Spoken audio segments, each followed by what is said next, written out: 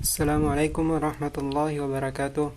Perkenalkan, nama saya Ahmad Zulfahmi dengan NIM 2102115020007 dari kelas B Fakultas Teknik Sipil dan Perencanaan Program Studi Teknik Arsitektur Universitas Negeri Makassar.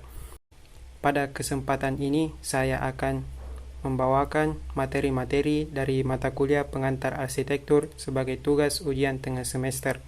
Langsung saja. Pertama, pengertian arsitektur. Arsitektur adalah ilmu dan seni perencanaan dan perancangan lingkungan binaan atau artefak, mulai dari lingkup makro seperti perencanaan dan perancangan kota, kawasan, lingkungan, lanskap, hingga lingkup mikro seperti perencanaan dan perancangan bangunan, interior, perabot, dan produk. Dalam artian sempit, arsitektur seringkali diartikan sebagai ilmu dan seni perencanaan dan perancangan bangunan. Jika ilmu dan seni perencanaan dan perancangan lingkungan binaan atau artefak dinamai arsitektur, maka orang yang mempunyai keahlian yang berkecimpung di dalam bidang tersebut dinamai arsitek. Jadi, arsitek adalah orang yang mempunyai keahlian dan berkecimpung di dalam ilmu dan seni perencanaan dan perancangan lingkungan binaan atau artefak. Sejarah lahirnya ruang arsitektur. Ada 3 hal yang mendasar lahirnya ruang arsitektur. Pertama, penciptaan atau causa prima. Causa prima adalah sebuah kalimat yang berasal dari bahasa Latin yang berarti penyebab atau faktor utama, tanpa diawali oleh faktor lain. Prima artinya pertama atau yang utama, sedangkan causa artinya penyebab atau faktor dari sesuatu. Yang kedua, manusia. Manusia adalah salah satu makhluk yang hidup di bumi yang memiliki kemampuan berpikir sehingga mampu membuat peralatan, budaya, religius, bahasa, dan lain-lain sebagainya. Yang ketiga, alam. Alam adalah segala yang ada di langit dan yang ada di bumi, baik itu berupa bintang, lingkungan hidup yang akan membentuk suatu keutuhan. Arsitektur lahir dari dinamika antar kebutuhan kondisi lingkungan yang kondusif, keamanan, religius, budaya, dan perilaku. Arsitektur prasejarah dan primitif merupakan tahap awal dinamika ini. Kemudian manusia menjadi lebih maju dan pengetahuan mulai terbentuk, mulai dari tradisi lisan dan praktik-praktik. Arsitektur berkembang menjadi keterampilan. Pada tahap inilah terdapat proses uji coba, improvisasi, atau peniruan sehingga menjadi hasil yang sukses. Perkembangan arsitektur klasik. Arsitektur klasik adalah gaya bangunan dan teknik mendesain yang mengacu pada klasik Yunani seperti yang digunakan di Yunani kuno pada periode Helenistik dan Kekaisaran Romawi. Dalam sejarah arsitektur, arsitektur klasik ini juga nantinya terdiri dari gaya yang lebih modern dari tuntunan gaya yang berasal dari Yunani. Arsitektur klasik muncul bersamaan dengan dimulainya peradaban tulisan secara formal. Belum ditemukan secara spesifik kapan era ini dimulai maupun berakhir, namun jenis langgam ini banyak dijumpai di benua Eropa dalam beberapa alasan. Ada 3 jenis arsitektur klasik yang dibangun dengan 3 tujuan. Yang pertama, tempat berlindung sebagai rumah tempat tinggal, dan yang kedua, wadah penyembah Tuhan, fungsinya sebagai rumah peribadatan, dan yang terakhir tempat berkumpul, balai kota dan sebagainya.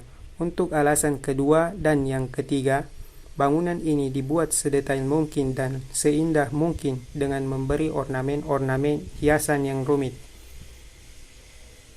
Perkembangan arsitektur modern.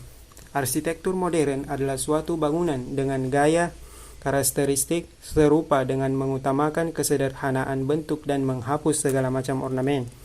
Arsitektur modern timbul karena adanya kemajuan dalam bidang teknologi yang membuat manusia cenderung lebih memilih sesuatu yang praktis dan ekonomis.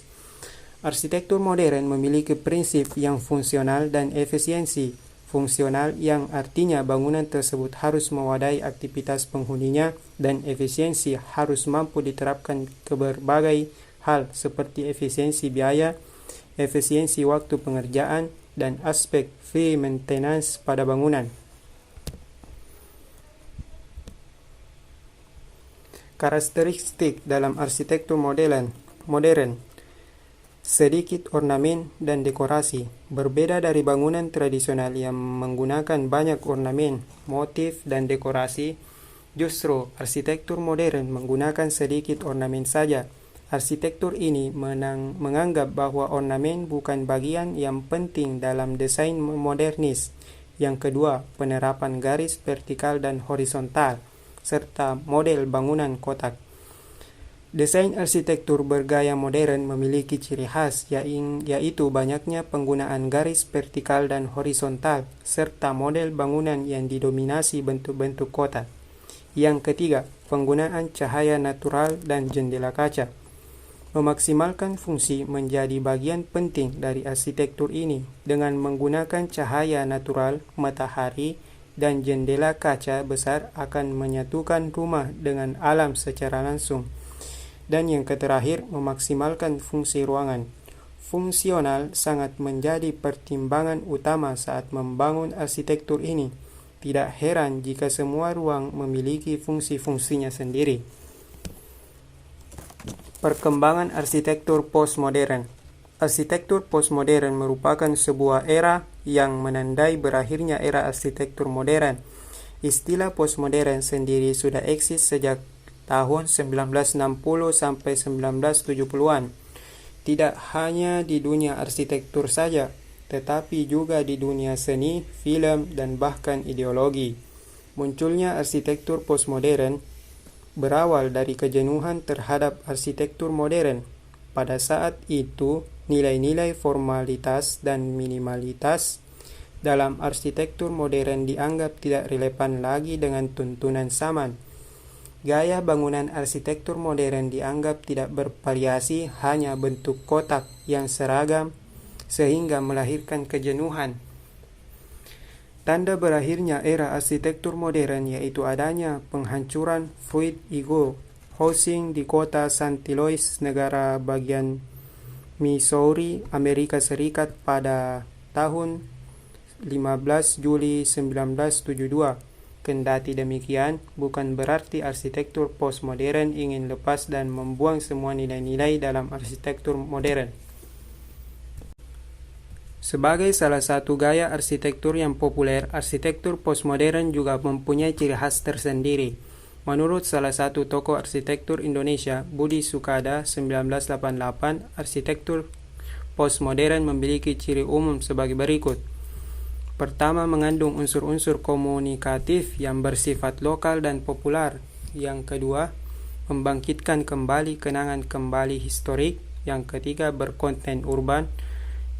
Yang keempat, menerapkan kembali teknik ornamentasi. Yang kelima, bersifat representasional. Yang keenam, berwujud metaforik. Yang ke-8, dihasilkan dari partisipasi. Yang ke-9, mencerminkan aspirasi umum. Yang ke-10, bersifat plural. Dan yang terakhir, bersifat eklektik. Dari beberapa karakteristik arsitektur postmodern tersebut, ada beberapa langkah sederhana yang bisa kamu terapkan untuk menerapkan gaya arsitektur postmodern pada rumah tempat tinggalmu. Prinsip arsitektur. Vitruvius adalah penulis dari buku De Architectura. Saat ini juga dikenal sebagai 10 buku-buku tentang arsitektur.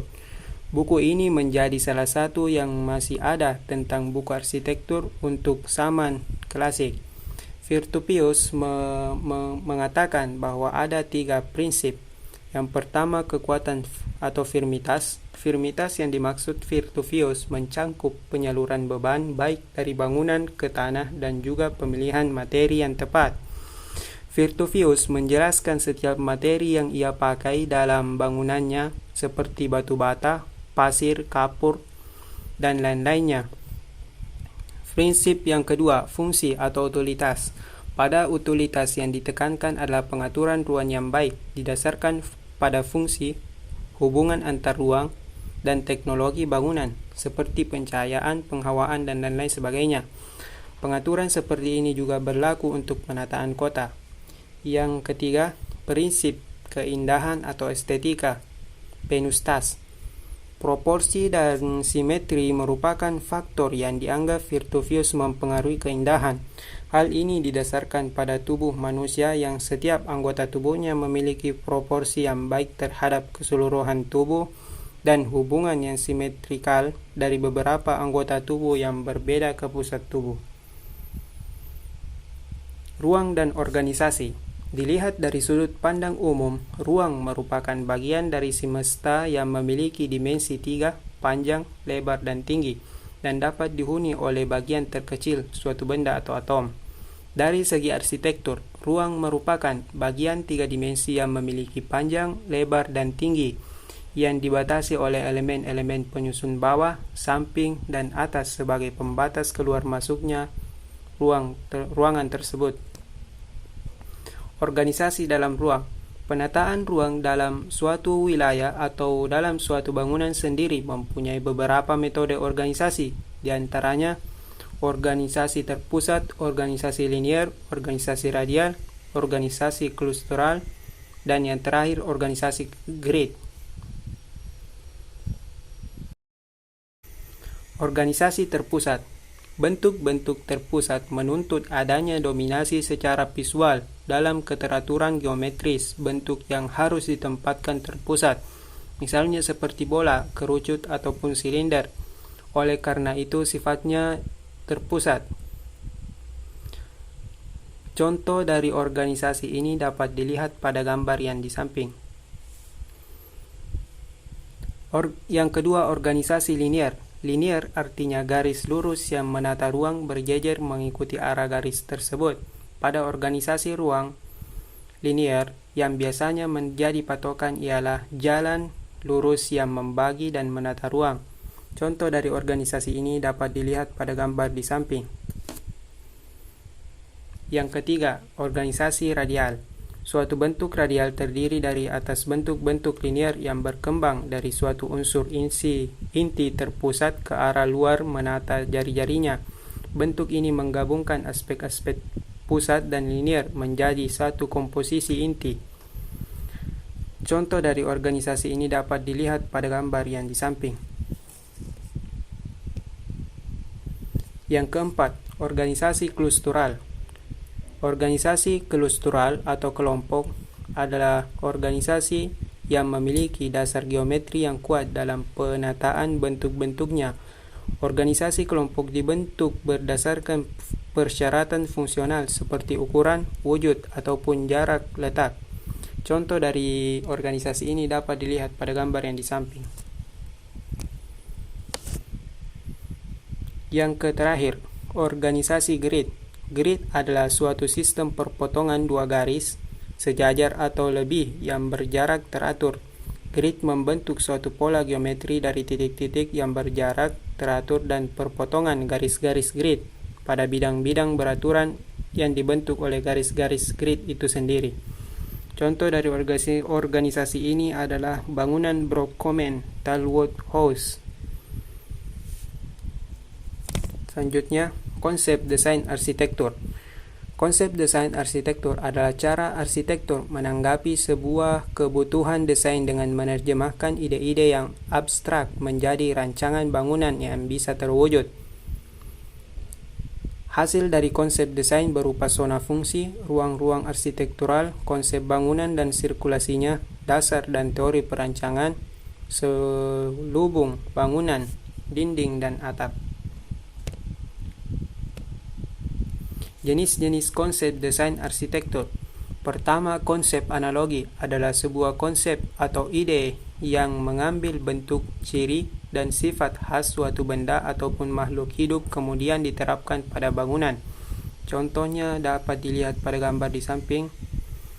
Yang kedua, konsep metafora. Metafora adalah suatu cara memahami suatu hal seolah-olah hal tersebut sebagai suatu hal yang lain sehingga bisa mempelajari pemahaman yang lebih baik dari suatu topik dan pembahasan.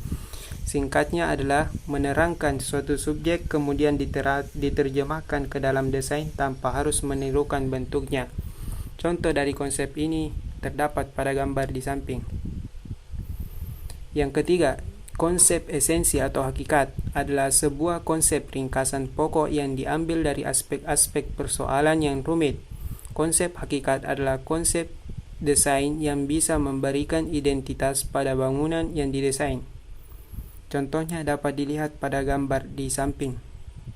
Yang keempat, konsep pragmatik. Konsep yang dikembangkan berkisar persoalan-persoalan yang pragmatik yang diidentifikasi dari program sebuah bangunan. Konsep ini merupakan tanggapan langsung dari pemecah masalah. Contoh dapat dilihat pada gambar di samping. Dan yang terakhir ialah konsep utopia. Utopia adalah ide yang menanggapi suatu perancangan di mana seorang desain memilih dan menentukan jenis produk rancangan bangunan yang akan dilakukan. Tahap ini merupakan tahap yang paling sulit dilakukan dalam proses desain, dikarenakan segala hal diperhitungkan dengan berbagai macam pertimbangan. Konsep akan memadu semua keputusan desain masa depan yang diungkapkan melalui sketsa abstrak dan pernyataan yang mewakili sebuah keinginan. Utopia atau cita-cita merupakan konsep yang ideal yang dibawa oleh arsitek kepada masalah yang bersangkutan. Contoh dari konsep ini terdapat pada gambar di samping. Mungkin itu saja yang sempat saya sampaikan, kurang lebihnya mohon dimaafkan. Terima kasih atas kesempatan yang diberikan. Saya akhiri, Assalamualaikum warahmatullahi wabarakatuh.